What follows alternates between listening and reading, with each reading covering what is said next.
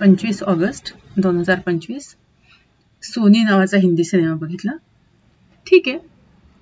थोडक्यात पोलीस डिपार्टमेंटमध्ये किंवा गव्हर्नमेंट याच्यामध्ये, स्पेशली पोलीस डिपार्टमेंटमध्ये, तुम्हाला कितीही वाटत असलं की कायद्याप्रमाणे आपण वागावं किंवा आपण आता पोलीसच्या पोस्टमध्ये आहोत तर आपण सगळं चांगलंच करू, पण वरचे लोक टिकू देत नाहीत.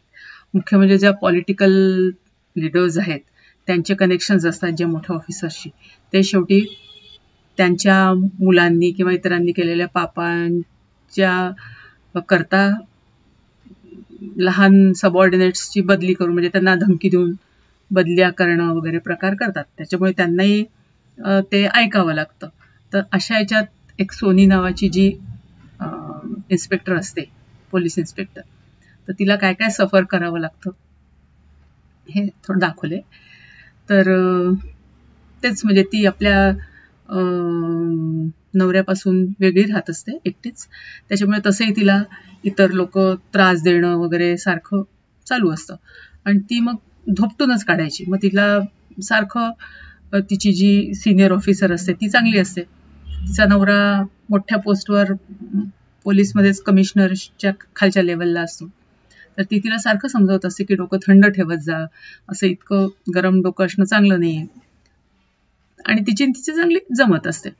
तर अशाच याच्यामध्ये म्हणजे एकदा दोनदा तिला असं सारखं तंबी द्यावी लागते. तर तिचा जो सोनीची जी ऑफिसर असते तिचा जो नवरा असतो तो आपल्या बायकोला म्हणतो की तू का तिची सोनीची एवढी साईड घेते, तिला समजव की असं करून चालत नाही वगैरे, आता तू शब्द टाकलाय म्हणून तिची आम्ही बदली नाही केली किंवा तिला सस्पेंड नाही केलंय, पण असं सारखं चालणार नाही. मग हे ती सोनीला समजावून सांगते की तू नको असं करू.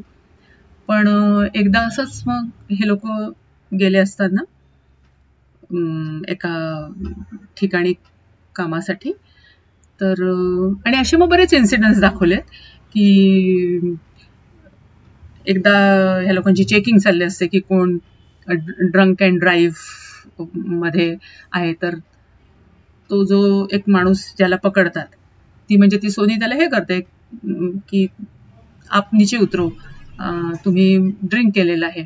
तर तो कोणीतरी मोठ्या ऑफिसरचा हे असतो, ओळखीचा मुलगा वगैरे, आणि तो असा तिच्याशी म्हणजे बेकार टाईपचं वर्तन करायला लागतो, तर ती त्याला देते थप्पड ठेवून. मग झालं, ती केस होते परत. म्हणजे अशा बऱ्याच तिच्या इन्सिडेंट्स होतात आणि मग त्याच्यात परत ही सोनीची जी बॉस असते ती तिला वाचवते.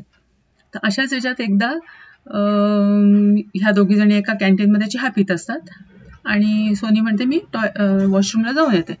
तर ती जाते, तर लेडीज वॉशरूममध्ये 3 मुलं दार बंद करून गांजा म्हणजे ड्रग्ज घेत असतात. तर ती आधी तर ते दार उघडत नाही, मग ती त्यांना दार उघडायला लावते आणि सांगते की तुम्ही काय करता याच्यात लेडीज वॉशरूममध्ये. तर तिथे मग ते ऐकत नाही, आपल्या अरेरावी करतात आणि गरमी दाखवली काय ते मारापिटी तिथे होते. तर पुन्हा तिच्यावर केस होते. तर म्हणजे हे दाखवलंय की सोनीची बाजू ती घेत राहते आणि मग त्या नवरा बायकोंमध्ये जरा डिफरन्स निर्माण होतो, तणाव निर्माण होतो आणि पुन्हा त्यांच्या लग्नाला बरीच वर्ष झाली असतात पण त्यांना काही इश्यू नसतो. मग ते सासू सारखे त्यांना ताने मारणं वगैरे चालू असतं आणि मग अशा ह्याच्यात तिला सस्पेंड करायचं, काय करायचं, बदली करायची. मग ही पुन्हा रद्दबदली करून तिची बदली पोलीस कंट्रोल रूममध्ये करते आणि मग ती म्हणते की आता ही जाऊ दे सेफर साईडला आहे, आता आपण यांना बरोबर रेड हँडेड घेऊन. आणि मग ती त्या ज्यांनी नशा आणि ड्रग केले असतात त्यांना बोलवून आणि मग त्यांची इन्क्वायरी करायला सुरुवात करते. मग ती आपल्या नवऱ्यालाही दाद देत नाही आणि जे करायचं ती करते. म्हणजे ती शेवटी हे होते की किती आपण ऐकायचं वरच्या लोकांचं. म्हणजे शेवटी ती मग सोनीची जागा घेऊन काम करते. आहे छान आहे, शॉर्ट हे आहे.